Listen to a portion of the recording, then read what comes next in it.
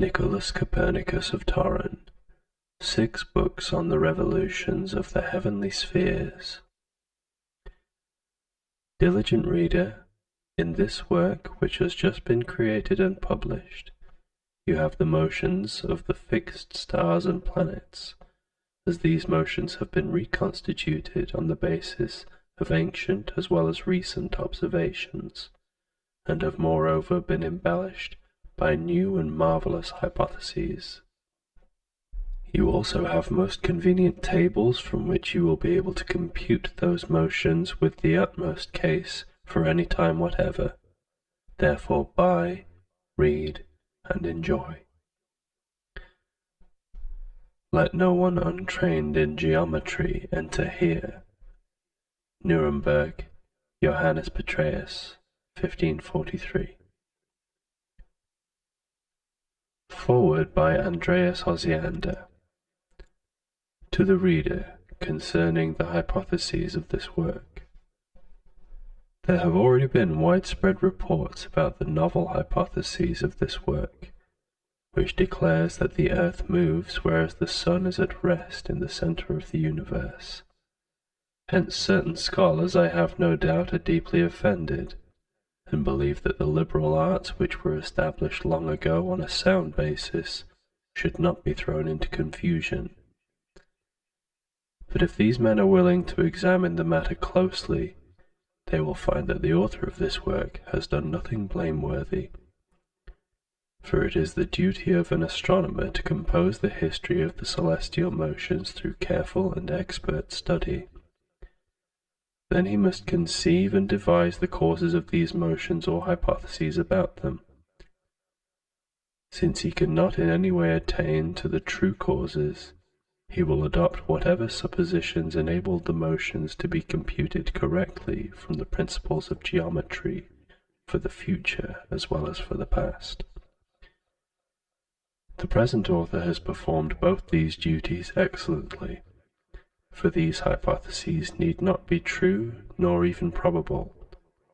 On the contrary, if they provide a calculus consistent with the observations, that alone is enough. Perhaps there is someone who is so ignorant of geometry and optics that he regards the epicycle of Venus as probable, or thinks that it is the reason why Venus sometimes precedes and sometimes follows the sun by 40 degrees and even more. Is there anyone who is not aware that from this assumption it necessarily follows that the diameter of the planet at perigee should appear more than 4 times, and the body of the planet more than 16 times, as great as at apogee? Yet this variation is refuted by the experience of every age. In this science there are some other no less important absurdities, which need not be set forth at the moment. For this art, it is quite clear, is completely and absolutely ignorant of the causes of the apparent non-uniform motions. And if any causes are devised by the imagination, as indeed very many are, they are not put forward to convince anyone that are true, but merely to provide a reliable basis for computation. However, since different hypotheses are sometimes offered for one and the same motion, for example eccentricity and an epicycle for the sun's motion, the astronomer will take as his first choice that hypothesis which is the easiest to grasp. The philosopher will perhaps rather seek the semblance of the truth, but neither of them will understand or state anything certain unless it has been divinely revealed to him. Therefore, alongside the ancient hypotheses, which are no more probable, let us permit these new hypotheses also to become known, especially since they are admirable as well as simple, and bring with them a huge treasure of very skillful observations. So far as hypotheses are concerned, let no one expect anything certain from astronomy which cannot furnish it, lest he accept as the truth ideas conceived for another purpose, and depart from this study a greater fool than when he entered it. Farewell. Letter of Nicolaus Schoenberg. Nicolaus Schoenberg, Cardinal of Capua, to Nicolaus Copernicus. Greetings. Some years ago word reached me concerning your proficiency, of which everybody constantly spoke. At that time I began to have a very high regard for you, and also to congratulate our contemporaries, among whom you enjoyed such great prestige.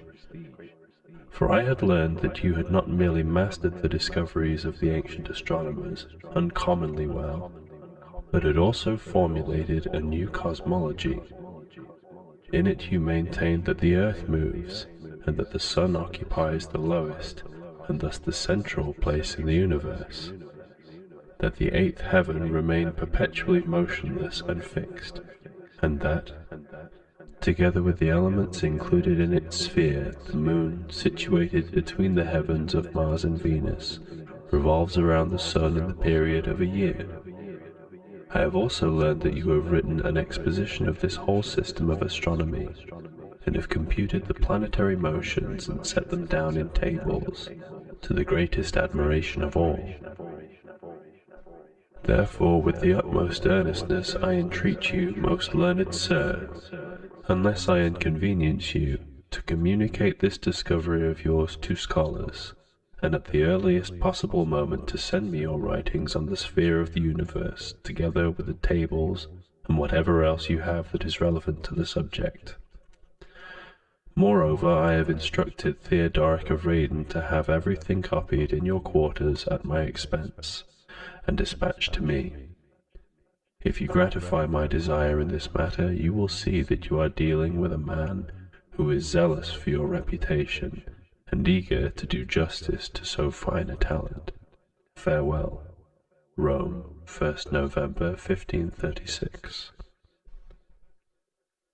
To His Holiness Pope Paul III, Nicolaus Copernicus's preface to his books on the revolutions. I can readily imagine, Holy Father, that as soon as some people hear that in this volume which I have written about the revolutions of the spheres of the universe ascribe certain motions to the terrestrial globe, they will shout that I must be immediately repudiated, together with this belief. For I am not so enamored of my own opinions that I disregard what others may think of them. I am aware that a philosopher's ideas are not subject to the judgment of ordinary persons, because it is his endeavor to seek the truth in all things to the extent permitted to human reason by God. Yet I hold that completely erroneous views should be shunned. Those who know that the consensus of many centuries has sanctioned the conception that the earth remains at rest in the middle of the heaven as its centerward, I reflected, regard it as an insane pronouncement if I made the opposite assertion that the earth moves. Therefore I debated with myself for a long time whether to publish the volume which I wrote to prove the earth's motion, or rather to follow the example of the Pythagoreans and certain others, who used to transmit philosophy's secrets only to kinsmen and friends, not in writing but by word of mouth, as is shown by Lysis' letter to Hippicus. And they did so, it seems to me, not, as some suppose, because they were in some way jealous about their teachings, which would be spread around. On the contrary, they wanted the very beautiful thoughts they attained by great men of deep devotion, not to be ridiculed by those who are reluctant to exert themselves vigorously in any literary pursuit, unless it is lucrative, or if they are stimulated to the non-acquisitive study of philosophy by the exhortation and examples of others. Yet because of their dullness of mind they play the same part among philosophers as drones among bees. When I weighed these considerations, the scorn which I had reason to fear on account of the novelty and unconventionality of my opinion almost induced me to abandon completely the work which I had undertaken. But while I hesitated for a long time, and even resisted, my friends drew me back. Foremost among them was the Cardinal of Capua, Nicolaus Schoenberg, renowned in every field of learning. Next to him was a man who loves me dearly, Tiedemann Guise, Bishop of Chelmno, a close student of sacred letters as well as of all good literature. For he repeatedly encouraged me, and, sometimes adding reproaches, urgently requested me to publish this volume, and finally permitted to appear after being buried among my papers, and lying concealed not merely until the 9th year, but by now the 4th period of 9 years. The same conduct was recommended to me by not a few other very eminent scholars. They exhorted me no longer to refuse on account of the fear which I felt to make my work available for the general use of students of astronomy. Ille crasia my doctrine of the earth's motion now appeared to most people, the argument ran, so much the more admiration and thanks it would gain after they saw the publication of my writings dispel the fog of absurdity by most luminous proofs. Influenced therefore by these persuasive men, and by this hope, in the end I allowed my friends to bring out an edition of the volume, as they had long besought me to do. However, your holiness will perhaps not be greatly surprised that I have dared to publish my studies after devoting so much effort to working them out, that I did not hesitate to put down my thoughts about the earth's motion in written form too. But you are rather waiting to hear from me how it occurred to me to venture to conceive any motion of the earth against the traditional opinion of astronomers, and almost against common sense. I have accordingly no desire to, from your holiness, that I was impelled to consider a different system of deducing the motions of the universe's spheres, for no other reason than the realization that astronomers do not agree among themselves in their investigations of this subject. For in the first place, if they are so uncertain about the motion of the sun and moon that they cannot establish and observe a constant length, even for the tropical year. Secondly, in determining the motions not only of these bodies, but also of the other 5 planets, they do not use the same principles, assumptions, and explanations of the apparent revolutions and motions. For while some employ only homocentrics, others utilize eccentrics and epicycles, and yet they do not quite reach their goal. For although those who put their faith in homocentrics showed that some non-uniform motions could be compounded in this way, nevertheless by this means they were unable to obtain any incontrovertible result in absolute agreement with the phenomena. On the other hand, those who devised the eccentrics seem thereby in large measure to have solved the problem of the apparent motions with appropriate calculations. But meanwhile they introduced a good many ideas which apparently contradict the first principles of uniform motion, nor could they elicit or deduce from the eccentrics the principal consideration, that is, the structure of the universe and the true symmetry of its parts. On the contrary, their experience was just like someone taking from various places hands, feet, a head, and other pieces, very well depicted it may be, but not for the representation of a single person, since these fragments would not belong to one another at will. A monster rather than a man would be put together from them. Hence, in the process of demonstration, or method as it is called, those who employed eccentrics are found either to have omitted something essential, or to have admitted something extraneous and wholly irrelevant. This would not have happened to them had they followed sound principles. For if the hypotheses assumed by them were not false, everything which follows from their hypotheses would be confirmed beyond any doubt. Even though what I am now saying may be obscure, it will nevertheless become clearer in the proper place. For a long time then I reflected on this confusion in the astronomical traditions concerning the derivation of the motions of the universe's spheres. I began to be annoyed that the movements of the world machine, created for our sake by the best and most systematic artisan of all, were not understood with greater certainty by the philosophers, who otherwise examine so precisely the most insignificant trifles of this world.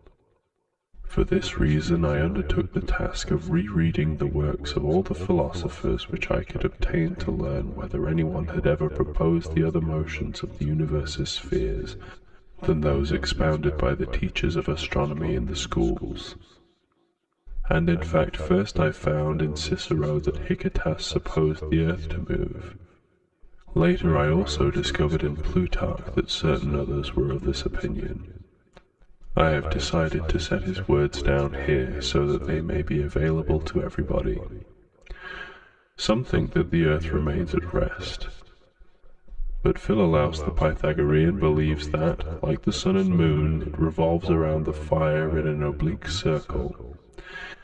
Heraclides of Pontus and Ecphantus the Pythagorean make the earth move, not in a progressive motion, but like a wheel in a rotation from west to east about its own center.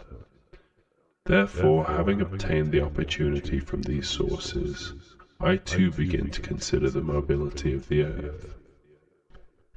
And even though the idea seemed absurd, nevertheless I knew that others before me had been granted the freedom to imagine any circles whatever for the purpose of explaining the heavenly phenomena. Hence I thought that I too would be readily permitted to ascertain whether explanations sounder than those of my predecessors could be found for the revolution of the celestial spheres on the assumption of some motion of the earth. Having thus assumed the motions which I ascribed to the earth later on in the volume, by long and intense study I found that if the motions of the other planets are correlated with the orbiting of the earth, and are computed for the revolution of each planet, not only do their phenomena follow therefrom, but also the order and size of all the planets and spheres, and heaven itself is so linked together that in no portion of it can anything be shifted without disrupting the remaining parts and the universe as a whole. Accordingly, in the arrangement of the volume 2 I have adopted the following order. In the first book I set forth the entire distribution of the spheres together with the motions which I attribute to the earth, so that this book contains, as it were, the general structure of the universe.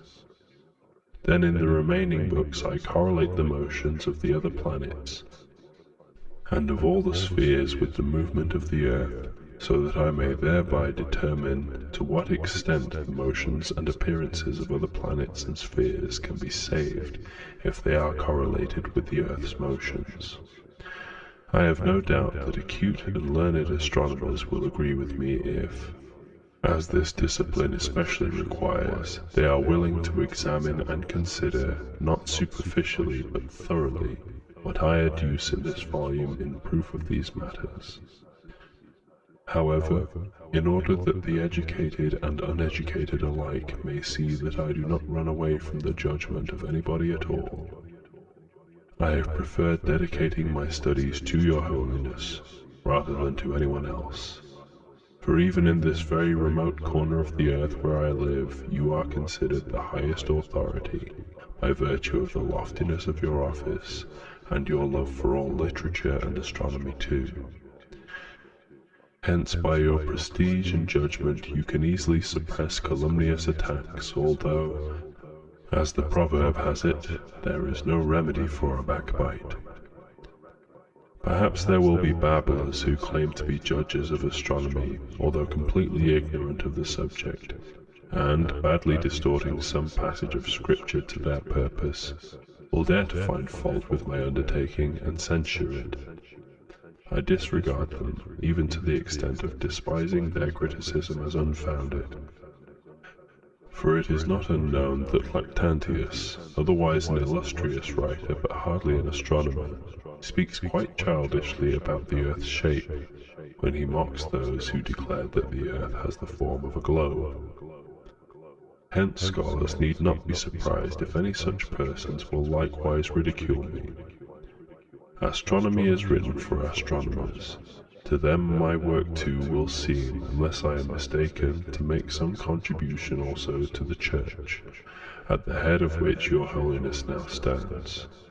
For not so long ago, under Leo X, the Lateran Council considered the problem of reforming the ecclesiastical calendar. The issue remained undecided then only because the lengths of the year and month and the motions of the sun and moon were regarded as not yet adequately measured.